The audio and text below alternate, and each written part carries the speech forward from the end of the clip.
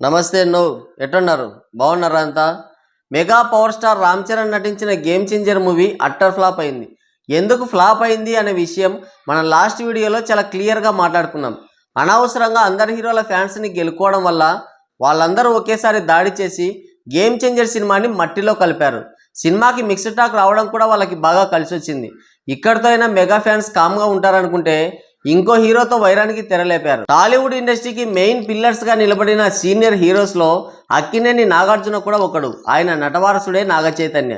Tollywood top హీరోస్గా వెలుగొందిన Akkineni Nageswararao నాగార్జునల నటవారసుడిగా entry ఇచ్చిన నాగచైతన్య ఆ లెగసీని మాత్రం కంటిన్యూ చేయలేకపోతున్నాడు.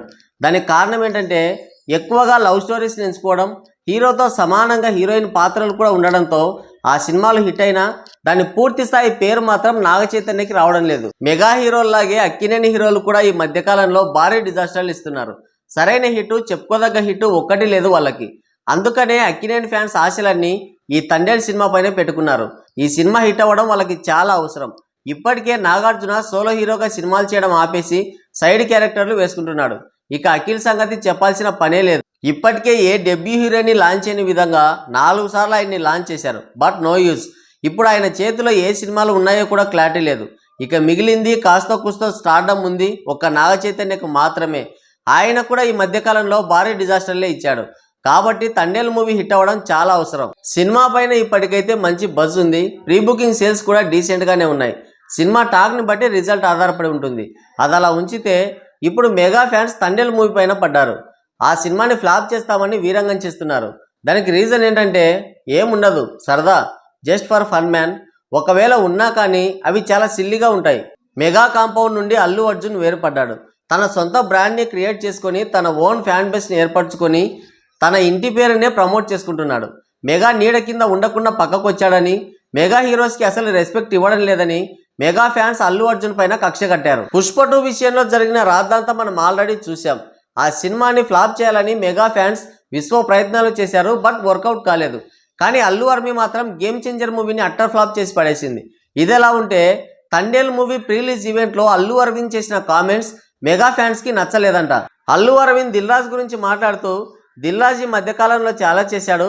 ఒక సినిమాని ఎక్కడో ఉంచి ఇంకో సినిమాని ఎక్కడికో తీసుకెళ్ళి ఇన్కమ్ ట్యాక్స్ ఆఫీసర్స్ని కూడా ఇన్వైట్ చేశాడు. ఒక్క వారంలోనే ఏదేదో చేశాడని సరదాగా కామెంట్ చేశాడు. ఆయన సరదాగా చేసిన కామెంట్స్కి కూడా మెగా ఫ్యాన్స్ హర్ట్ అయ్యారంట. గేమ్ చేంజర్ సినిమా పోయిందని సంబరపడుతున్నావు కదా, ఇప్పుడు తండేల్ సినిమాని ఫ్లాప్ చేస్తామని భీష్మించుకొని కూర్చున్నారు. అసలు తండేల్ సినిమా ఎవరిది? నాగచైతన్యది. అల్లు అరవింద్ కేవలం ప్రొడ్యూసర్ మాత్రమే. దానివల్ల నష్టపోయేది నిర్మాత కాదు, హీరో.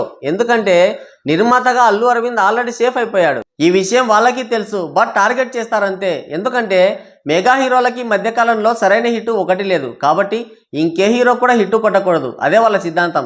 అల్లు అరవింద్ అనేవాడు ఒక సాకు మాత్రమే. గతంలో కోటాలని సాకుగా చూపించి దేవర సినిమాని ఫ్లాప్ చేయాలని చూశారు. కోటాల సాకు మాత్రమే, దాని వెనుక ఉండే ఇంటెన్షన్ వేరుంటుంది. ఇది కూడా అంతే. ఇప్పుడు తండేల్ సినిమాని ఫ్లాప్ చేస్తామని శపథాలు చేస్తున్నారు. వాళ్ళు శపథం చేశారంటే ఖచ్చితంగా ఆ మూవీ హిట్ అయినట్టే లెక్క. ఎందుకంటే అసలు ఇతర హీరోల సినిమాలని ఫ్లాప్ చేసేంత సత్తానే ఉంటే మెగా హీరోల సినిమాలు ఎందుకని హిట్ చేసుకోలేకపోతున్నారు అనేది ఒక అంతుచిక్కని ప్రశ్న. ఎవరు ఛేదించలేని బ్రహ్మ పదార్థం అది. సో మెగా ఫ్యాన్స్ టార్గెట్ వచ్చేసి తండేల్. మరి అక్కినేని ఫ్యాన్స్ ఏం చేస్తారో చూడాలి. ఇది నిజమో కాదో నాకు కూడా తెలీదు. ఇంటర్నెట్లో ఉండే సోర్సెస్ని కలెక్ట్ చేసి మీకు చెప్తున్నాను. మరి ఇందులో నిజం ఎంత ఉందో మీకు ఏమైనా తెలిస్తే కింద కామెంట్ చేయండి. ఇంతసేపు వీడియో చూశారంటే సాహసమని చెప్పొచ్చు. నచ్చితే ఒక లైక్ వేసుకోండి. వీలైతే సబ్స్క్రైబ్ చేసుకొని నాకు సపోర్ట్ చేయండి. Thank you.